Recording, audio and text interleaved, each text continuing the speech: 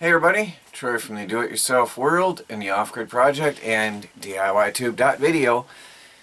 Today I have to give you something. It's been a while, and between hunting, working off the land, and working on DIYTube, I haven't been on camera at all. I have just been so busy running around, not home a lot anymore, and when I am, I'm on DIYTube. We are amping up the promotions and amping up the work on the site and the programming. We are planning on a revenue sharing platform rather than cryptocurrency. We've made the cut with cryptocurrency, which I think will make a lot of you guys more comfortable with the site. I think a big part of people holding back was the cryptocurrency based on the comments, and I'd love to hear your feedback, by the way, what you think, because we've severed ties with that. The rewards based system is still in place, so if you upload a video and somebody watches it today, you get a reward tomorrow.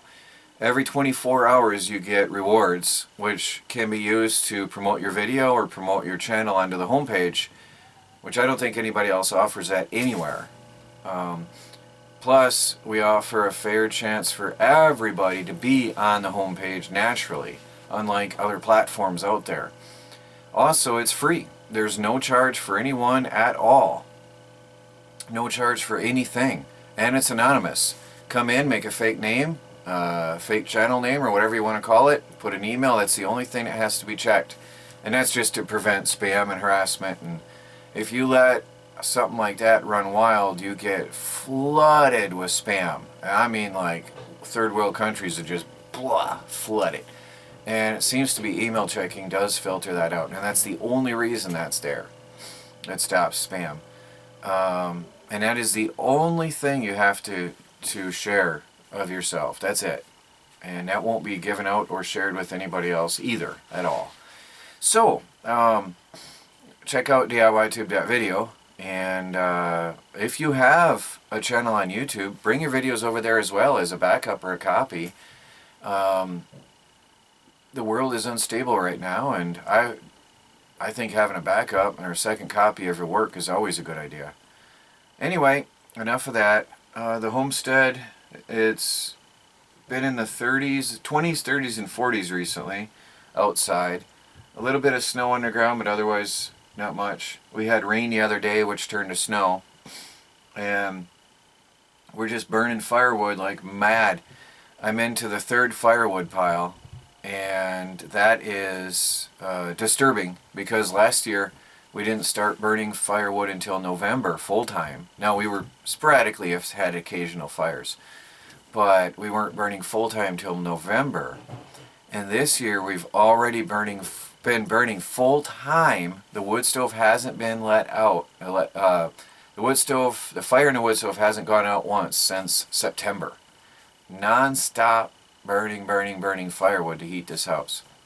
So it's a very brutal winter so far compared to last year. Long. I mean, very long. And a lot of people said it was unusual how long we've had cold this year. So anyway, I'll probably be out in the woods during the coming week, cutting firewood, and I'll hope to take the camera with me and get some video of that. Got some more work on the solar power system I want to do. I want to get some video of that. I got projects in the electronics lab, which is for now moving into my workshop, my office here, and we'll be doing some videos on that. I'm going to get some batteries. I'm looking here, I've got two Bedini motors here. I want to get some batteries restoring inside where they'll be protected from the freezing cold, and hopefully I can restore some.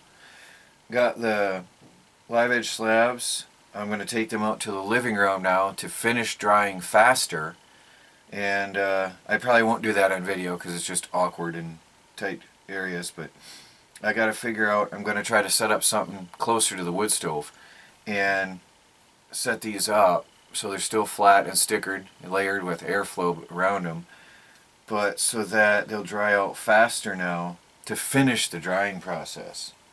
They haven't split or cracked or warped, So hopefully, if I take him out to the living room, I can do that with success. So we'll see how that goes.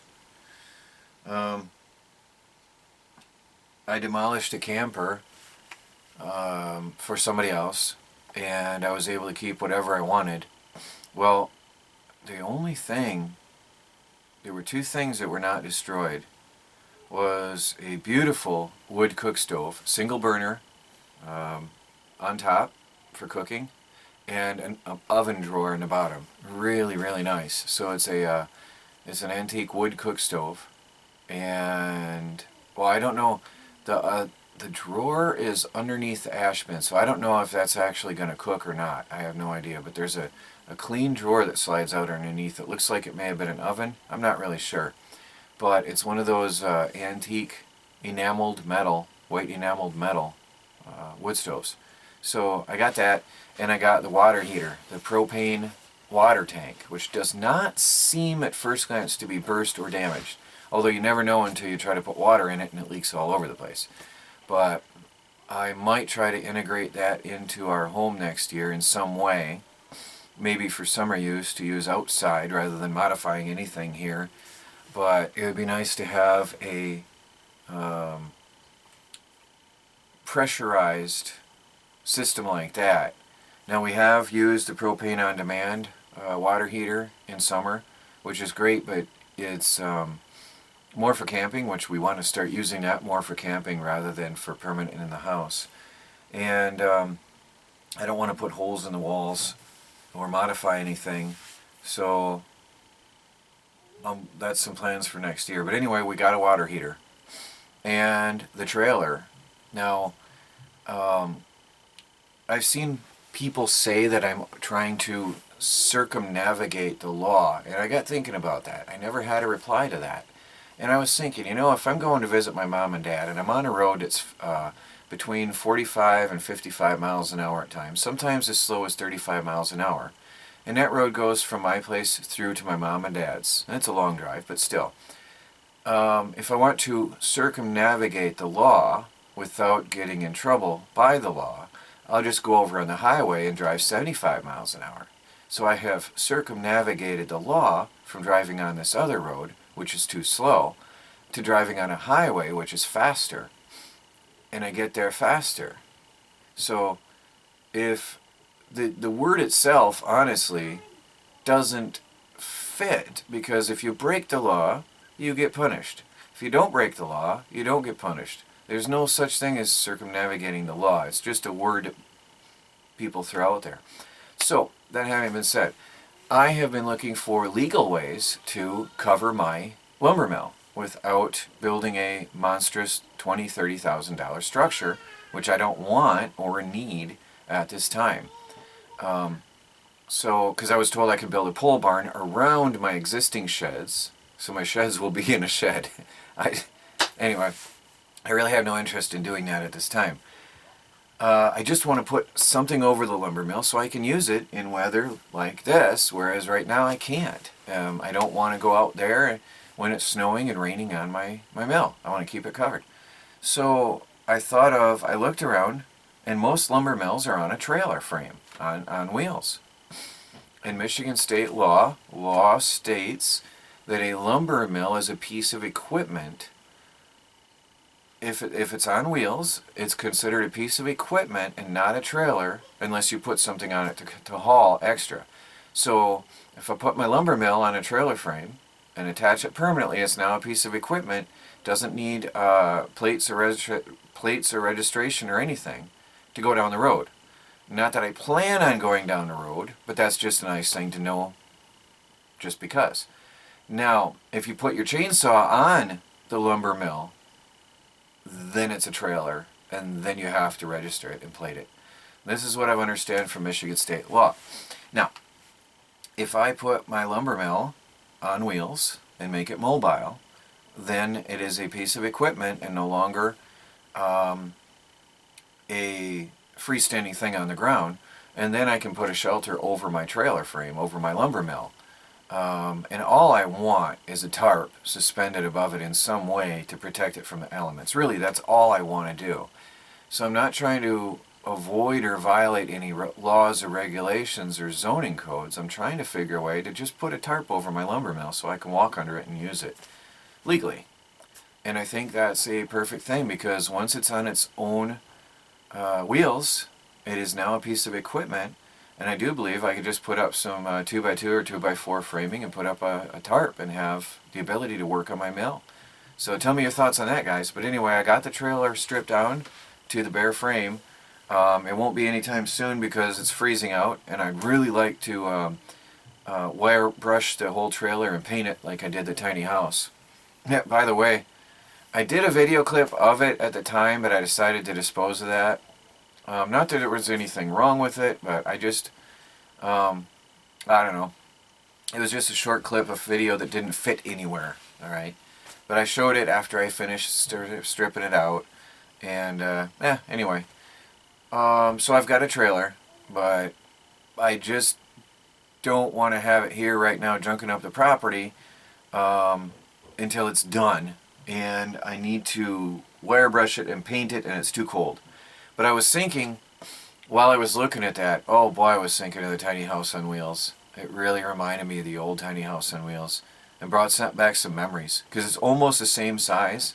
It's a little bit shorter, and you know, wire brushing it and painting it and everything, it just really brought back the memories. But I know that my wife would then leave me if I built another tiny house on wheels, so that's not going to happen anytime soon. If she changes her mind, then we'll start a new chapter in the off-grid project and build a tiny house on wheels for fun. Maybe a little one. I have a dream one day of building a little lightweight, portable tiny house, like little camper, very small, 8x8 tiny house on wheels just for camping. It'd be really cute, you know, with a little window box and flowers you can put out in the summer. Obviously you'd have to cover it for highway speeds, and you know, a little porch where you can stand out. I've seen some beautiful, cute little tiny homes like that. I think it'd be really, really neat to have a little fold-down bed, you know, like a bunk bed type of thing, and one is your couch. But anyway, dreaming. So I'm going to get this video up to you, let you know I've been just out there hunting, working off the property, and working on DIYTube.video community. Please come over and check it out, guys. It is a troll-free zone, and we do protect your opinion. So if you have been restricted somewhere else from voicing your opinion, please bring it over. The only restrictions that we must enforce is to not allow anything obscene, because our internet, our servers, where they're sitting right now, their terms forbid it. So we cannot allow it, which takes the weight off my shoulders. Psh, no problem. Anyway, that's the only thing restricted. Anything violent or obscene, or I mean extreme violence, like somebody's got some old war movies or something like that on there, war documentaries or something, and I know there's it's black and white, and you might see some occasional war scenes. That is historical documentation, but there's some really brutal, gory stuff. Actually, I think some movies pretty much crossed the line today's, but they're allowed. So it's a fine line there. But anyway, I think use your own judgment, and you'll know what's okay, what's clean, or what's not. Same goes for you know, the keep it family oriented, I think, and nobody will complain. I think that's the best way to do it. Anyway, voice your opinions openly, and copyright is protected. The content creator owns the content, period. There is no freedom to copy somebody else's content without their written permission. I think that's fair to everybody. And I think since a video sharing site is built up by content creators, then I think it's only right to give the content creators the rights. So anyway, gotta get going. This is Troy from the Do-It-Yourself World and the Off-Grid Project and DIYTube Video. See you later, and hopefully next week we've got some projects lined up. Things are slowing down off the property, and they're going to be winding up. We're really getting excited here on the property. See you soon.